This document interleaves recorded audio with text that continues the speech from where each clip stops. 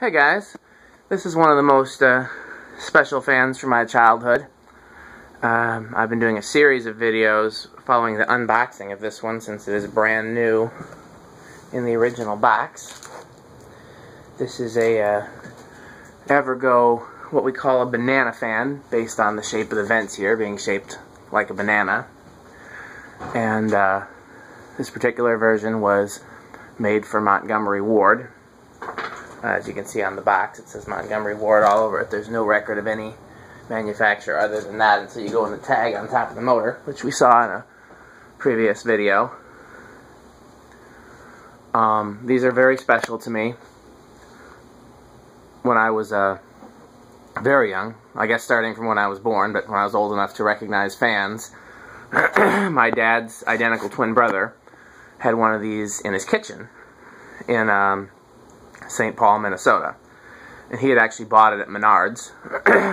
They also sold these at Menards, and the version that he had plain wood blades. It did not reverse to cane. They were a little bit darker wood than this. Had the 2 pull chains, and it was electrically reversible. There was a reverse switch on the side of the switch housing, and it was not a small reverse switch. It was a very large, either a rocker or a slide switch, but it was much larger than a normal reverse switch. It was one of my favorite childhood fans. I loved going up to St. Paul to his house. I mean, for other reasons. He was awesome, but his kids were awesome, everything else. But that was one of the reasons I loved about going up there. And it's the first fan I'd ever seen with the dual pull chain system, and so I thought that was pretty normal, because when you're a kid, you've only seen X number of fans, and that's what one of them has. Come to find out, it's very rare. He moved out of that house when I was very young. I'd always begged him, if he ever moved, to give me the fan. And I guess he didn't realize I was serious, because when he left the fan behind. And I was absolutely distraught. Can't remember how old I was. I couldn't have been much older than like 10. And then we visited him at his new house, maybe 6 months to a year after I learned that he moved. And lo and behold, in the kitchen of the new house was another Bananafan. And it was an older version.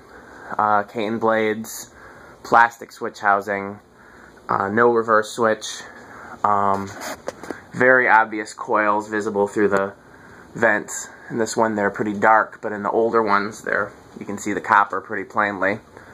And so I didn't think that one was quite as cool as the original one, but I was still overjoyed because I had, once again, access to a Bananafan.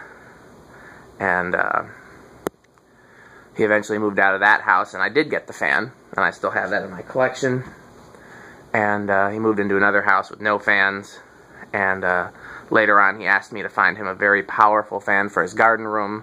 So this was before I knew they were still making gold lines, and this was before the Hampton Bay Industrial with the Gossamer Wind blades. So I just went and bought him a SMC Industrial from Home Depot. That was back when they were still selling the SMC Industrials, and that remained in his garden room until he passed away tragically a few years ago.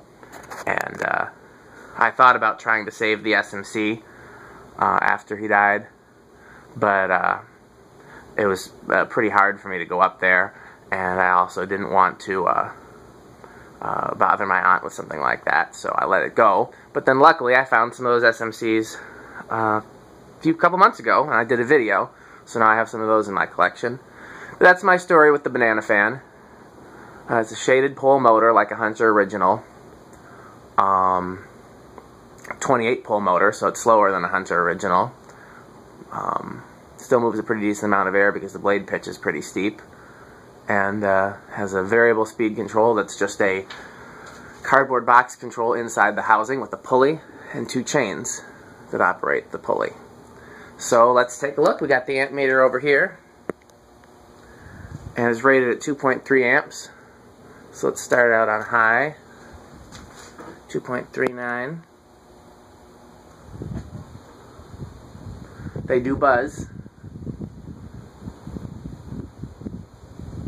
It's a variable speed buzz. If you bypass the control, it would be silent, and you could theoretically use it with a transformer-based control, which may or may not cause it to buzz. I guess we can try it with the capacitor-based control. There's no reason not to. So that's as fast as it goes on high. Like I said, this is not a very fast fan, but it still moves a good amount of air. Actually, I think in the manual, I think it mentions the RPM. Where is that manual? Here it is. Let's see. Should be 145 on high and 90 on low. Manual says 2.2 amps. Top of the motor says 2.3. So let's pull the chain a little bit and go down.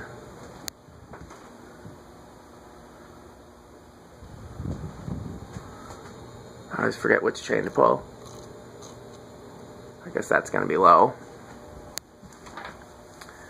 1.07 is the lowest it goes. Now, normally with one of these, I would open up the switch housing and tweak it so as to get the slowest low speed on it. But since this one was new in the box, I'm not going to mess with it. That's the factory low speed. So let's go back up to high so we can spin it down.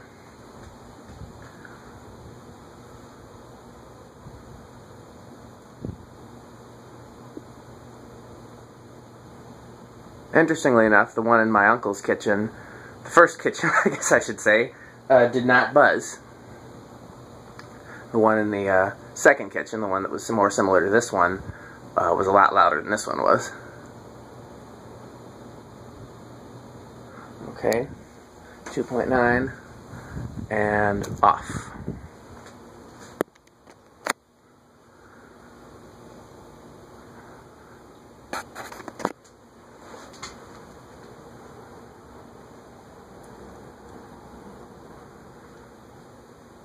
I passed up a number of these on eBay over the years when I was collecting, and I really regret it. Passed up when other collectors had them for sale, and I regret not picking up every one that I had the chance to. They're not turning up much anymore, and I love them. Do have a white one in the museum with the odd-shaped blades.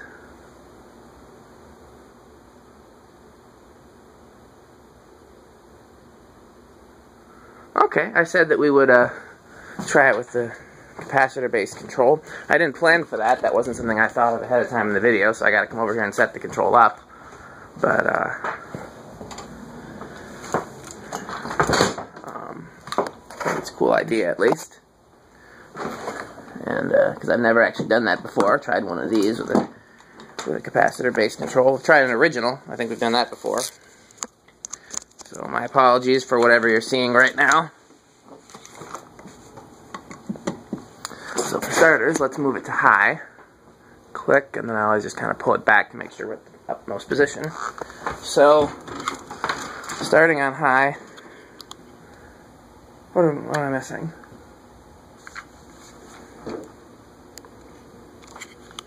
There we go.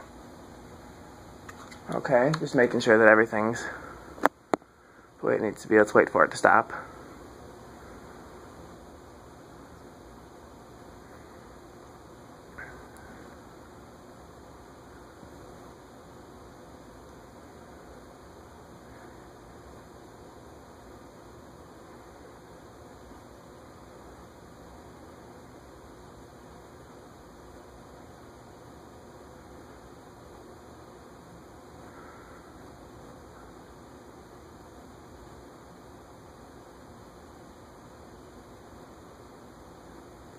Okay, let's go all the way to low. 0.27. Oh, wow. Is that going to stop, or is that going to...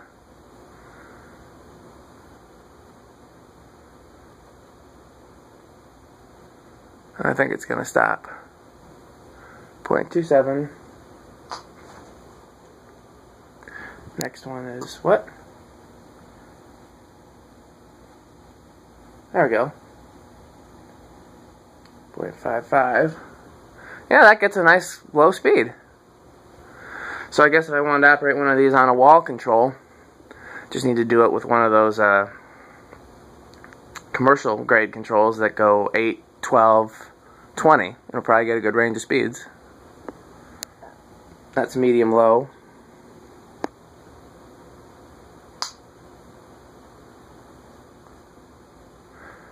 Not much faster for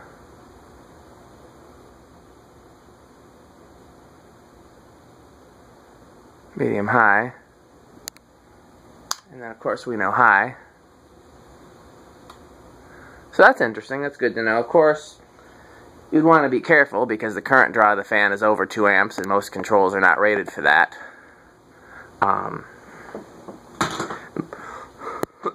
Excuse me, it's more complicated with capacitors because capacitors don't technically have a current rating.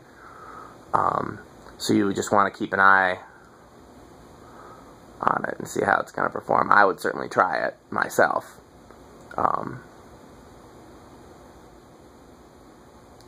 But I wouldn't leave it unattended for any length of time without having left it running, keeping an eye on it for a length of time, if that makes sense. Okay, well, I'm going to put the fan back in the box, and hope you enjoyed the video. I was certainly very excited to bring it to you.